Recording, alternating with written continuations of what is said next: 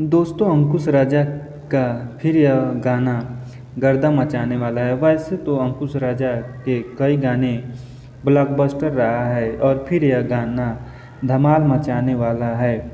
दोस्तों वीडियो के लास्ट तक बने रहिए, आगे हम और बात करेंगे, लेकिन उससे पहले अगर आप चैनल पर नए हैं तो चैनल को सब्सक्राइब, वीडियो को लाइक, कमेंट और शेयर ज़रूर करें। अंकुश राजा का यह सॉन्ग चलक गर्दा कबारे एकदम बवाल सॉन्ग है। इस गाने को अन्नपूर्णा फिल्म से रिलीज किया गया है।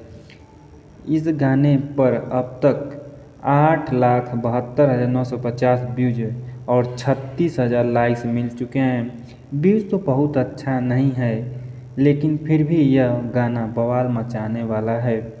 चलक गर्दा कबारे गाने को अंकुश राजा के साथ शिवानी सिंह ने साथ दिया है। इस वीडियो में अंकुश राजा के साथ सपना चौहान नजर आ रही हैं। इस गाने के लिरिक्स अखिलेश कश्यप ने दिया है।